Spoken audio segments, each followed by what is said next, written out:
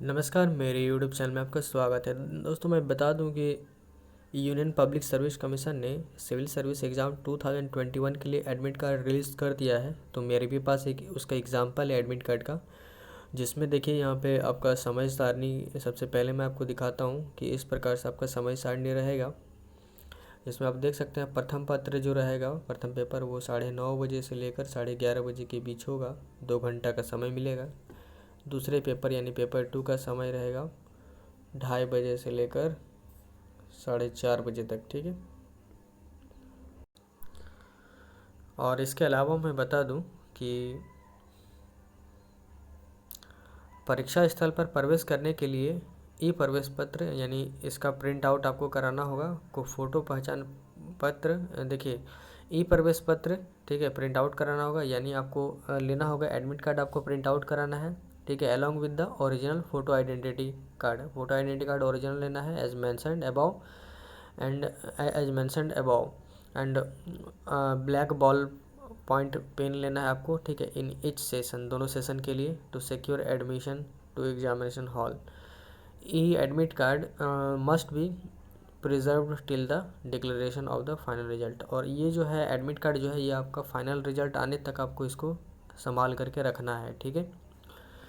तो क्या क्या लेकर के जाना होगा परीक्षा हॉल में, तो दोबारा बता दूं, एडमिट कार्ड लेकर जाना है। दूसरा, आपने फॉर्म भरते वक्त जो आपने आइडेंटिटी प्रूफ दिया था वो लेकर जाना है। लेकिन आइडेंटिटी प्रूफ में एक बात ध्यान रखें कि आपका डेट ऑफ बर्थ सही सही मैच करना चाहिए और नाम वगैरह सही मैच करना चाहिए। अगर मिस स्पेलिंग है या डेट ऑफ बर्थ में किसी प्रकार का गड़बड़ी है तो उसको सुधार लें, ठीक है, ताकि एग्ज़ाम हॉल में एंट्री मिले। अन्यथा हो सकता है कि आपका एंट्री ना हो, ठीक है। दूसरा नंबर देखिए, कृपया नोट करें कि प्रत्येक सत्र में परीक्षा के प्रारंभ होने से 10 मिनट पहले परीक्षा स्थल पर प्रवेश बंद कर दिया जाएगा। तो आपको आधा घंटा पहले ही, आधा से 1 घंटा पहले ही आपको एग्ज़ाम हॉल में परीक्षा होने से, प्रारंभ होने से पहले पहुंच जाना है। जैसे कि एक 9:30 बजे से स्टार्ट है, एक 2:30 बजे से, तो इससे पहले ही आप पहुंच जाना है, ठीक है, ताकि किसी प्रकार का प्रतिबंध ना लगे। प्रवेश बंद होने के पश्चात परीक्षा स्थल पर किसी भी उम्मीदवार को अंदर जाने की अनुमति नहीं होगी। तो परीक्षा प्रवेश जब बंद हो जाएगा उसके बाद आप में से किसी को भी अंदर जाने की अनुमति नहीं दी जा सकती है, ठीक है। तो देखिए यहाँ पे देख सकते हैं परीक्षा नियंत्रक कंट्रोलर ऑफ एग्जामिनेशन का ये हस्ताक्षर है, ठीक है, पुष्पेंद्र लिखा हुआ है, तो शायद कंट्रोलर ऑफ एग्जामिनेशन पुष्पेंद्र हैं। और यहाँ पे जो भी है सिविल सेवा प्रारंभिक परीक्षा 2021 ई प्रवेश पत्र महत्वपूर्ण अनुदेश, ये आप पढ़ सकते हैं, ठीक है, सारा हिंदी से लिखा हुआ है, जिसे मैं थोड़ा बड़ा कर दे रहा हूँ ताकि आप एक एक करके पढ़ लें, ठीक है। जो भी चीज़ें हैं, जो भी चीज़ें ना लेकर जाना है, क्या लेकर जाना है, वो सारा चीज़ पढ़ लेंगे, ठीक है। तो ये सारा चीज़ था। यहाँ इसे अंग्रेजी में लिखा गया है, जो अंग्रेजी में पढ़ेंगे वो इसे अंग्रेजी में पढ़ लें। Civil services preliminary examination 2020 important instructions.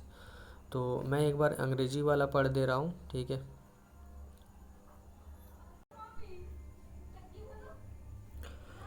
तो इंस्ट्रक्शंस में देखिए पहला नंबर में है कि check the admit card carefully and bring discrepancies if any to notice of the UPSC immediately. यानी किसी प्रकार का अगर आपके एडमिट कार्ड में किसी प्रकार का त्रुटि पाया जाता है तो आप इसके लिए इमीडिएटली क्या कर सकते हैं, यूपीएससी को नोटिस कर सकते हैं, ठीक है, ये कहा जा रहा है। दूसरा नंबर हम लोग देख लेते हैं, mention your name, roll number, registration ID and name and year of the examination in all the correspondence with the UPSC. तो जहाँ जहाँ आपको बोला जाए वहाँ पे आपका नाम, roll number, registration ID, name, year of the examination, ये सब क्या करना है, यूपीएससी के साथ करस्पॉन्डेंस में सबको जोड़ना है।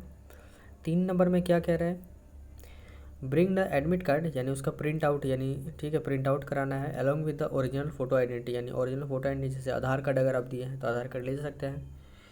Whose number is mentioned in the admit card, यानी अगर आपने रजिस्ट्रेशन के वक्त जो आपने फोटो आइडेंटिटी के लिए आपने प्रमाण पत्र दिया था, ठीक है, उसका ही वही आपको मांगा जाएगा, ठीक है।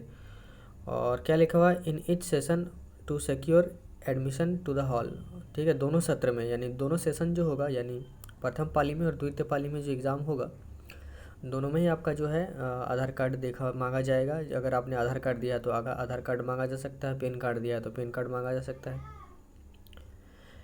आगे लिखा हुआ है कि admit card must be preserve till the declaration of the final result of the civil services examination 2021। तो एडमिट कार्ड जो है उसको अच्छा से संभाल करके रखना है जब तक कि सिविल सर्विसेज 2021 का फाइनल रिजल्ट घोषित ना कर दिया जाए।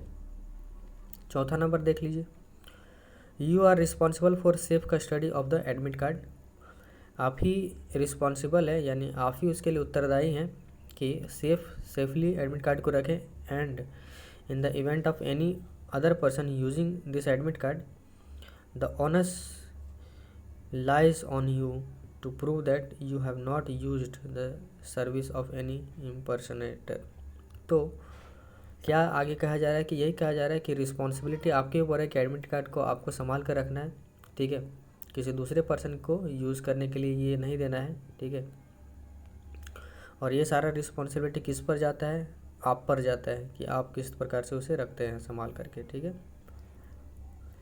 पांचवा नंबर कह रहा है, candidates should note that any omission, mistake, discrepancy in the encoding, filling in details the OMR answer sheet, specially with regard to roll number,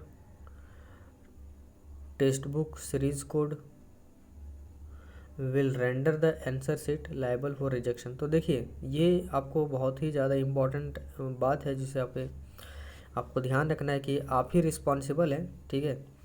candidate को क्या करना है, किसी प्रकार का मिस्टेक नहीं करना है। जब आप एग्ज़ाम हॉल में बैठे हैं तो आपको जो OMR शीट दिया जाएगा जिसमें आपको सही क्या क्या भरना है, roll number, booklet, series code, ये सारा चीज़ बिल्कुल सही भरना है, ताकि जब इस OMR शीट को चेक किया जाए तो किसी प्रकार का त्रुटि ना पाया जाए। अन्यथा अगर किसी प्रकार का त्रुटि पाया जाता है तो हो सकता है कि आपका OMR शीट रिजेक्ट कर दिया जाए,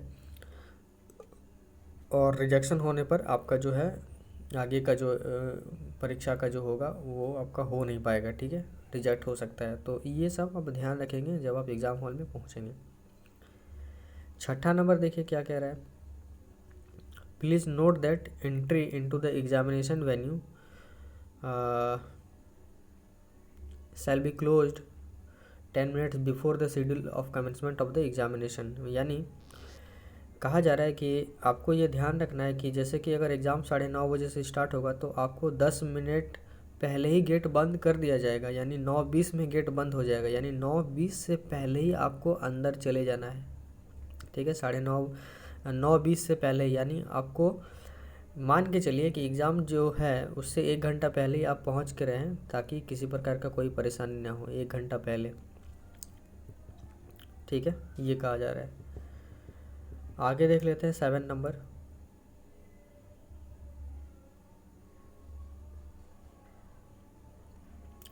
कह रहा है,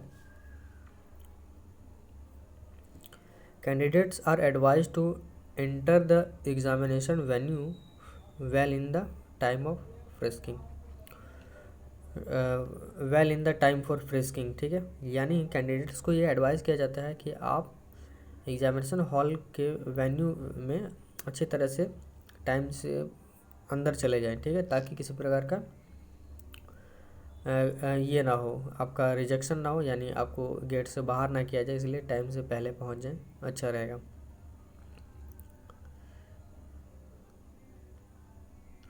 8वां नंबर कह रहा है, candidate should note that they shall not be allowed to appear at any other examination venue except the examination venue mentioned in the admit card. यानी आपको ये सलाह दी जाती है कि आपके एडमिट कार्ड में जो आपका एग्ज़ाम सेंटर दिया गया है, जिस जगह पे आपको पहुंचना है, उसी एग्ज़ाम वेन्यू में आपको जाना है, ना कि इधर उधर चले जाना है, ठीक है।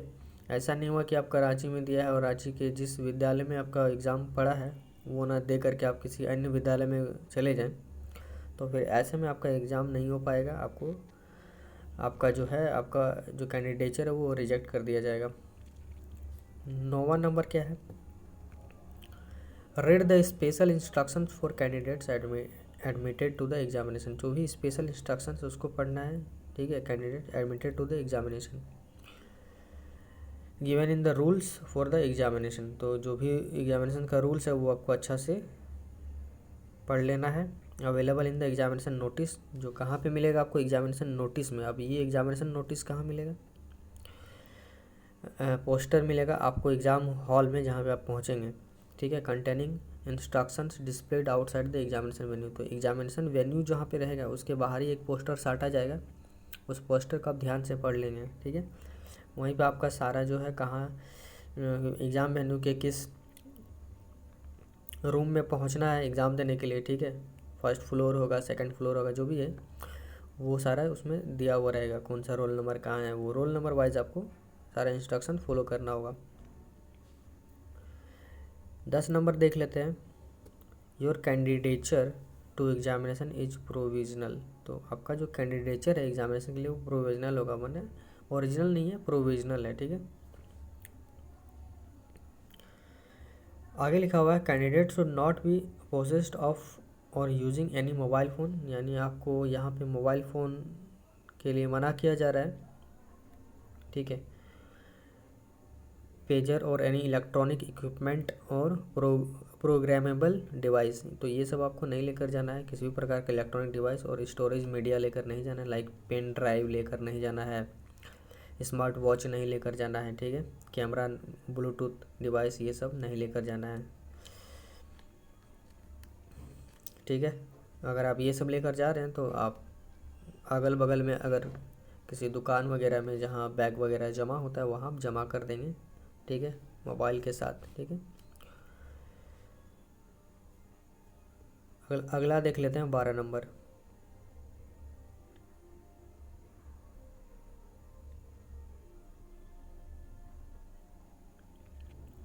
तो 12 नंबर क्या कह रहा है,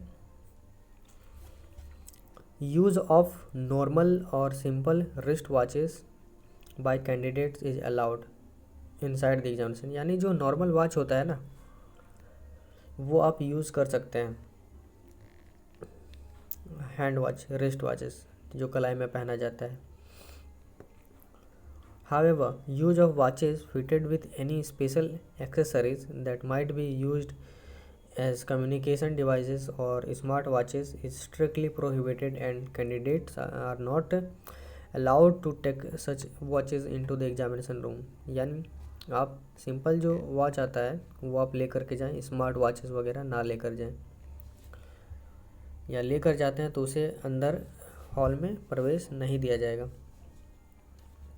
13 नंबर है, there will be penalty negative marking for wrong answers marked by the candidate in both the question papers of the examination. देखिए इसमें आपका 2 पेपर होगा और दोनों पेपर में आप जितना क्वेश्चन करेंगे उसमें नेगेटिव मार्किंग है, यानी 1/3 मार्क काटा जाएगा, इसलिए गलत क्वेश्चन करने से बचना है। 14 नंबर क्या कह रहा है, answers other than those made by black ball pen will not be evaluated.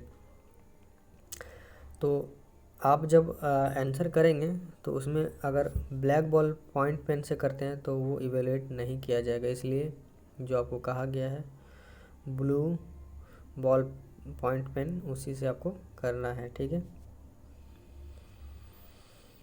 15 number क्या कह रहा है,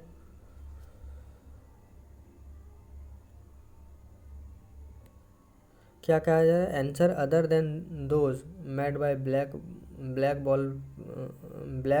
ball point pen will not be allowed, यानी इसका मतलब ये कहा जा रहा है कि आप जो है ब्लैक बॉल पॉइंट का पेन का यूज़ कर सकते हैं, ना कि इसके अलावा कोई अन्य का यूज़ करेंगे, ठीक है। तो आप समझ गए कि आपको जो यूज़ करना है वो आपको ब्लैक बॉल पॉइंट पेन का यूज़ करना है जब आप OMR सीट में सारा चीज़ आंसर कर रहे होंगे, ठीक है। इसके बाद 15 नंबर हम लोग देख लेते हैं, candidates are advised not to bring any valuables costly items and bags to the examination venue as safe keeping of the same can not be assured. तो कैंडिडेट को ये एडवाइस किया जाता है कि किसी भी प्रकार का कॉस्टली आइटम ना लेकर जाना है, ठीक है। और इसके अलावा क्या है, the commission will not be responsible for any loss of this regard. अगर किसी प्रकार का आपका कोई कॉस्टली आइटम जैसे मोबाइल वगैरह लॉस्ट होता है तो उसके लिए कमीशन इसके लिए रिस्पॉन्सिबल नहीं होगा। 16 नंबर कह रहा है, candidates who don't have clear photographs on the admit card will have to bring a photo identity proof and 2 passport size photographs, one for each session for appearing in the examination with the undertaking। यानी याद रखना है कि जब आप exam में जाएं और अगर आपका एडमिट कार्ड में फ़ोटो वगैरह क्लियर नहीं होता है और अगर क्लियर होता भी है तो भी आप आइडेंटिटी प्रूफ ओरिजिनल लेकर जाएं। साथ ही साथ आइडेंटिटी प्रूफ में name, father's name, date of birth, ये सब एकदम मैच करना चाहिए एडमिट कार्ड के सारे डाटा के साथ। इसके अलावा 2 से 3 या कम से कम 4 से 5 आप पासपोर्ट साइज़ का फ़ोटो लेकर चले ही जाएं, जो आप एग्ज़ाम के रजिस्ट्रेशन के वक्त जो आप फ़ोटो अपलोड किए थे उस प्रकार का पासपोर्ट साइज़ का फ़ोटो लेकर चले जाएं ताकि किसी प्रकार का असुविधा ना हो। 17 नंबर क्या कह रहा है, candidates who have opted for their own scribe में note that their own scribe will be allowed for the examination only with a separate admit card for such scribe. The admit cards for the own scribes will be issued separately। तो 17 का थोड़ा हिंदी हम लोग जान लेते हैं। 17 में लिखा हुआ, वे उम्मीदवार जिन्होंने स्वयं के लेखन सहायक का विकल्प चुना है कृपया यह नोट करें कि उनके लेखन सहायक को परीक्षा के लिए तभी अनुमति प्रदान की जाएगी जब ऐसे स्क्राइब के पास अलग ई प्रवेश पत्र होगा। स्वयं के स्क्राइब के लिए ई प्रवेश पत्र अलग से जारी किए जाएंगे, ठीक है।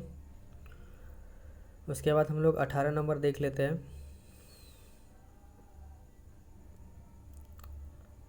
18 नंबर कह रहा है कि wearing of mask face cover is mandatory for all candidates। Candidates without mask face cover will not be allowed entry into the venue। यानी सारे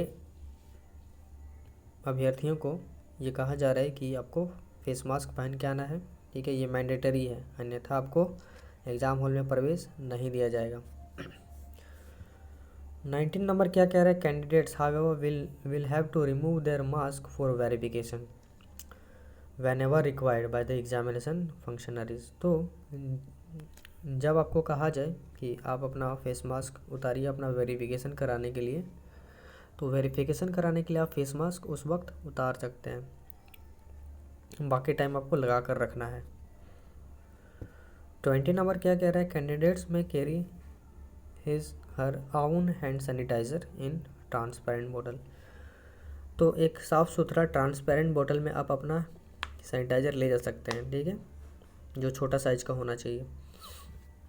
और आखिरी जो पॉइंट है वो क्या कह रहे हैं, कैंडिडेट्स टू फॉलो कोविड-19 norms of social distancing as well as personal hygiene inside the examination hall rooms as well as in the premises of the venue. यानी सारे कैंडिडेट्स को कहा जा रहा है कि कोविड-19 के जो भी नियम हैं जैसे सोशल डिस्टेंसिंग हो गया, पर्सनल हाइजीन हो गया, इन सबको फॉलो करना है, ठीक है, ताकि किसी प्रकार का अन्य अभ्यर्थियों को परेशानी ना हो। तो ये सारा था जनरल इंस्ट्रक्शंस, ठीक है, जो आपके लिए काफ़ी महत्वपूर्ण है, एग्ज़ाम हॉल में जाएंगे तो आपके लिए महत्वपूर्ण होगा। तो सभी को यूपीएससी सिविल सर्विसेज IAS की तैयारी करने वाले सभी उम्मीदवारों को बेस्ट ऑफ लक। और साथ ही साथ इन जनरल इंस्ट्रक्शंस को अन्य लोगों के साथ शेयर कर देंगे, ठीक है। तो अन्य लोगों के साथ शेयर कर देंगे। और वीडियो अगर पसंद आए तो वीडियो को एक लाइक ज़रूर दें, दोस्तों के साथ शेयर कर दें, सोशल मीडिया में भी शेयर कर सकते हैं। और अगर चैनल में आप नए हैं तो चैनल को सब्सक्राइब करना ना भूलें ताकि आने वाले जितने भी आगामी नोटिफिकेशंस हैं उसकी जानकारी मिल सके, ठीक है। तो मैं वीडियो को यहीं समाप्त करता हूँ। तब तक के लिए आपका बहुत बहुत धन्यवाद।